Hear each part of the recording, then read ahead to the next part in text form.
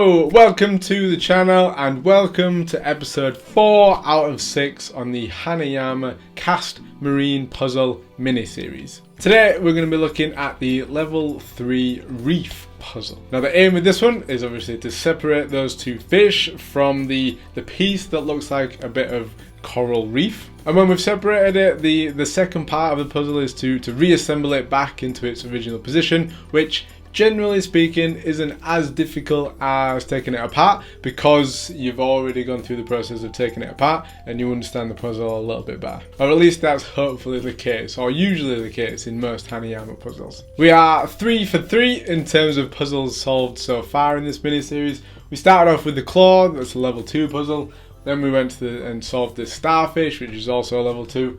In the last one we solved the seahorse, which is level 3 and is actually the hardest puzzle out of the 3 so far. With the reef being another level 3, we will be interested to see where it ranks on sort of in terms of difficulty in comparison to the 3 that we've done previously. And there is only one way to find out where it is going to rank, and that is to crack on with it. So let's get on with it. Okay, so here is the reef puzzle, and yeah, this is an interesting looking couple of fish that we have to get out of this reef piece. Let's have a quick look at the box. Let's have a look here. So again, we've got the same thing at the top. So the different part for this one as compared to the previous marine series ones that we've done is a pair of gobies. A goby living in a coral reef. Separate them from the coral and then put them back together again. Okay, so feels like it should be relatively straightforward. I'm not sure how we're going to get around to these pieces down here. Does it stand up? It does. That's quite cool. I like the fact that some of these stand up. I mean, we had the seahorse one standing up previously. I don't think the starfish and the claw ones stood up. So we've got to here. And I'm fairly sure we won't be able to get down to this side based on the size of this gap in here. And, so maybe we come this way. Okay, that's interesting. So, okay, so looking at it from this angle is probably going to be a help. See how that thing fits through there, but it looks like this bit gets in the way slightly, so maybe we have to adjust the angles. No, it doesn't look like that bit there is going to slide past that bit. Don't think this is going to be thin enough to spin around there, so we've got to get... It must be coming out this way somewhere. But that still gets in the way. Or not still gets in the way. I've not changed anything from when I last said it gets in the way. But where do we come from next? I can't think of any other movement that we do. We can, what? Can't twist that way. Can't twist that way. And it seemingly doesn't fit this way. So maybe we go, here we are, so there. This is very clever, I like this one. So maybe now that we line up this, once we've got past this bit here, and there, and then we can come up to here, and then we go around that bit. That's brilliant. I hope I've shown that well enough. So we were sort of down here. So before I was trying to get over these two bits at the same time, but on this gold goby fish thing, there's only one gap for it, so we have to come up past this gap first in there, and then we come to this position, and then we go around that second one in there. That's interesting. Now here we're not just gonna, it's not gonna be a simple case of working our way over this bit now, because the length of the actual fish and the shape of the reef bit is getting in the way. But we can come up to here. So maybe now we swap sides again. No, because we've just come back under that. So we can get past that bit just over the end in that position there. Now where do we go from here? Assuming that that we've sort of, that this is like the furthest point that we have been, and there isn't another bit around here somewhere lower down. But given the position of it, it doesn't seem like we've got much room for maneuver up here. And getting out of this bit here is going to be interesting. Yeah, there we go. That's interesting. So I was sort of trying to work my way up there. We come over the top, and surely we are close now. Or maybe, do we have to? I don't think it. Oh, it does fit in there, so we have to come in there. How do we get over that bit there?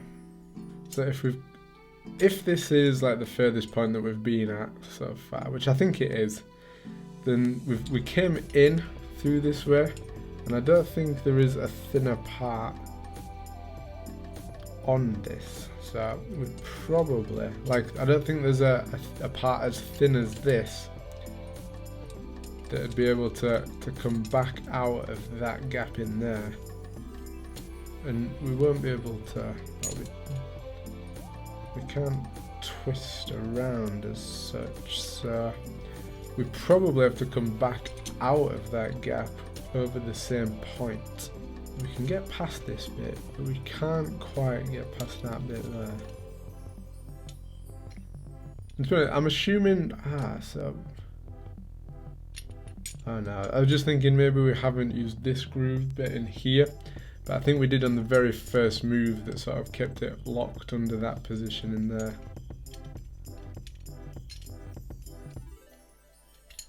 Now maybe the only groove big enough for here is here. We can... Ooh, that's interesting. So it can come this way. So I think this is the only way that we can get out, because if we come this way, there's no gap big enough in between the goldfish that will get over this bit. So we're thinking we have to come around here and use all these little grooves and stuff. But that bit there looks a bit too tight. Oh, no it doesn't, we just have to be in exactly the right spot. I didn't use any force in that. And now we probably just have to turn this fish back around and separate it from there. And yeah, under 10 minutes, that's not bad for a level 3 puzzle. That was quite fun.